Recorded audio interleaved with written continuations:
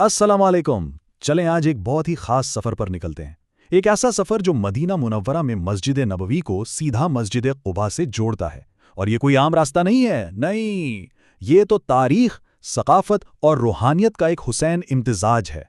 तो आइए इस सफ़र को मिलकर देखते हैं। और देखें, ये सिर्फ एक सफ़र नहीं है, ये तो एक बहुत गहरा रूहानी तजुर्बा है। सोचें ज़रा, उन्हीं कदमों पर चलने का मौका मिल रहा है जहां खुद नबी अकरम सल्लल्लाहु अलैहि वसल्लम चला करते थे। बस यही एक एहसास है जो इस रास्ते को इतना मुनफरिद और इतना खास बना देता है। अच्छा, तो इस सफ़र की शुरुआत कैसे होती है? अगर किसी को मस्जिद नबवी से मस्जिद कुबा तक जाना हो तो क्या क्या तरीके हैं, क्या सहूलियात हैं? चलें इसी पर एक नज़र डालते हैं।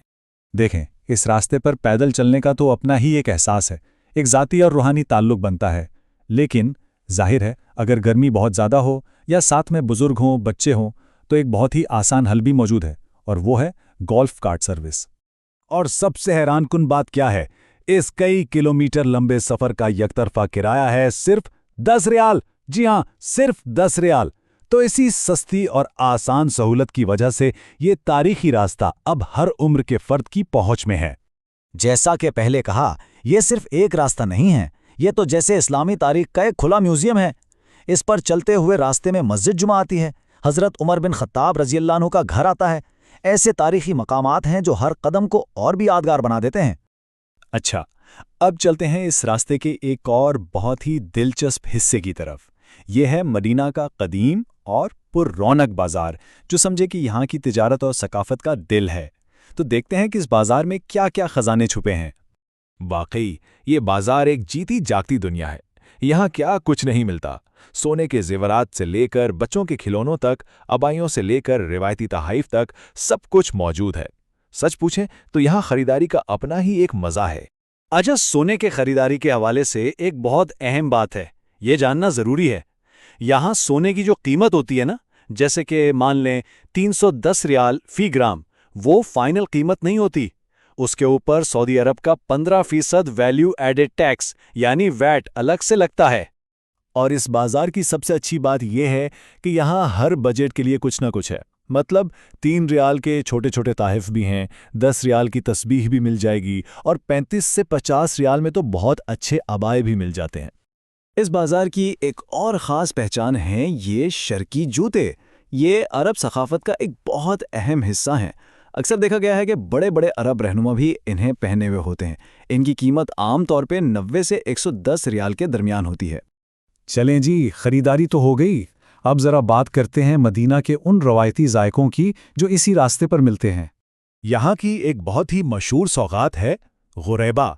ये कुछ नान खताई जैसी होती है, एक खस्ता सी मिठाई जो बस मुंह में रखते ही घुल जाती है। ये मदीना की खास पहचान है और इसका जायका वाकई लाजवाब है। और यहाँ जायकों की भी कोई कमी नहीं है।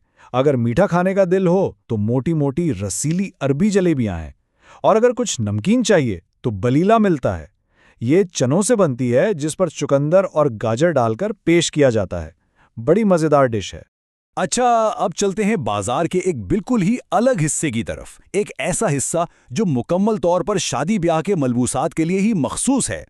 तो यहाँ आकर एक सवाल ज़हन में आता है कि मदीना में शादी के लिए जोड़ा किराए पर लिया जाता है या ख़रीदा जाता है? और जवाब यह है कि यहाँ दोनों ही रिवाज हैं।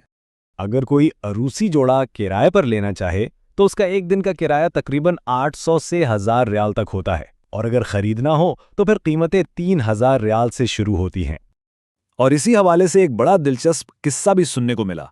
कहते हैं कि एक मुकामी शख्स ने अपनी शादी के लिए जोड़ा खरीदा और शादी के बाद उसी जोड़े को किराए पर देना शुरू कर दिया। है ना कमाल की कारोबारी सोच। तो अब हम अपने इस सफ़र की आखिरी मंजिल की तरफ बढ़ते हैं, यानी मस्जिद कुबा, और उसकी तारीख से जुड़े एक बहुत ही अहम पहलू को समझने की कोशिश करते हैं।